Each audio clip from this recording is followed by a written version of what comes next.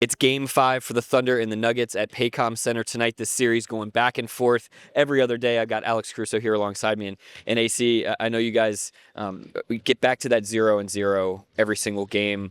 How did you manage to do that coming off of such a hard-fought loss, or hard-fought win, excuse me, and a tough overtime loss out in Denver, and the opportunity now to turn the page and try to retake control of the series? Yeah, just trying to understand what the playoffs are about. Whether you win by 50 or lose by 2 or 1, they all count for 1. So just trying to make sure that we understand that each one is worth the same amount. Winning is required, or the energy required to win every night is the same. Like, it doesn't go up or down depending on if you've won or lost. So just trying to go in with an even mindset every game. Trying to do that again tonight. Your defense has been the story of the series. You've called it earlier in the year, this team's superpower, that when it's all charged up, when you're really connected on that end. What have you seen from this group in terms of that connectivity? Knowing, of course, Denver's had some missed shots as well, but just the positions that you're putting yourselves in to get stops. Yeah, just trying to help each other. There's nobody that's ever playing one-on-one for the most part, and, same thing for them against us. But just trying to be there for each other, understanding where, each guy's going to need help on a certain possession. And then just playing really hard and really physical and competing. That's kind of what it comes down to. Depth has been a huge storyline throughout the series. You guys obviously flashed that the other night with you and Kaysen and Aaron Wiggins all going in double figures and just having that juice in the fourth quarter of that game. Tell me about that dynamic, not just from a physical standpoint, but maybe even from a mental standpoint of being able to get that break in a game and get a chance to reset mentally in addition to physically. Yeah, I mean, that's been another, we call it superpower all year, is just the ability to play, 10 guys, even more at times. Kaysen has started at times this year, Wiggs has started at times this year. And so they're both capable and willing to play in the moment. And both of them showed up big time for us, start of the fourth, even a little bit into the third, just making big plays, whether it was shots or rebounds or competing on the ball. So we got the utmost confidence in them, and they have the most confidence in themselves. So I'm happy that they got to show that in Game 4. On the other side of on the offensive side of the floor, they've been kind of packed into that zone defense for most of the series.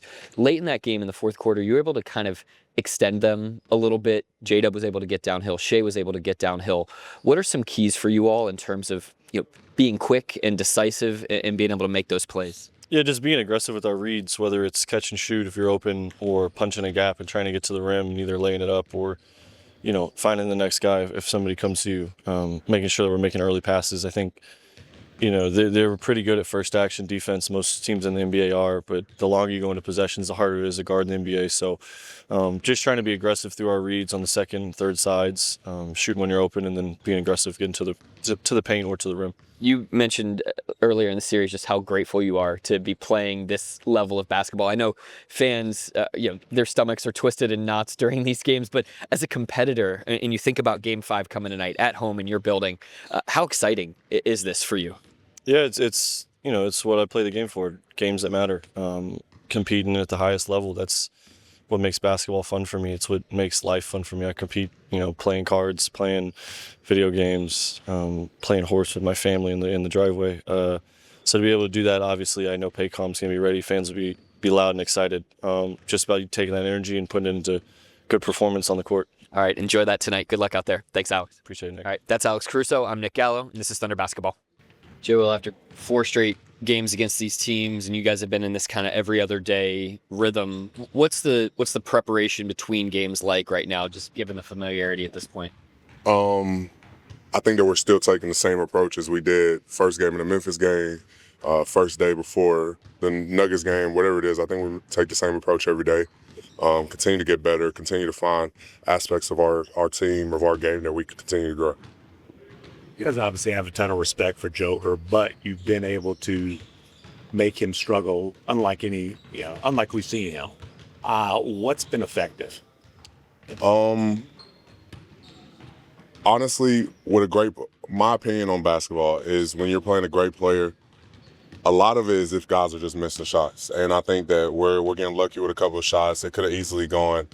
I had a stretch where he might have missed 3 shots in a row, and it could have easily went the other way with the same exact shots, the same exact defense. So I think it involves a little bit of luck. But for me personally, when I go into the game, I know I'm not going to play anywhere near the amount of minutes that Jokic plays. So when I'm in the game, I try to make it as hard as I can. And also know that also when I'm on the court, I have 4 other guys that love playing defense. So it's never 1-on-1 or 2-on-2, whatever it is. It's always 5-on-5. And I think we have a good team defense of guys that go out there and play hard. You guys seem very reluctant to poke the bear. Yeah, that's not my cup of tea. That's not my thing to do. You mentioned it's never one-on-one. Like, what are some of the things specifically the guys around you are doing? Maybe like what Dub's doing, or what are they doing around you? Just help. Really just good team defense. It's kind of been a thing that we've done the whole year. Trusting each other, having shell, having our rotations ready.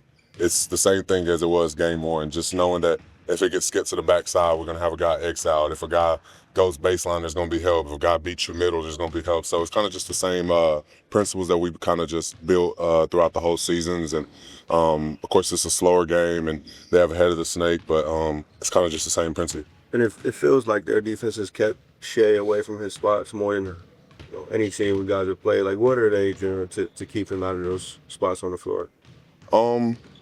Like once again, I think that a lot of it is great players.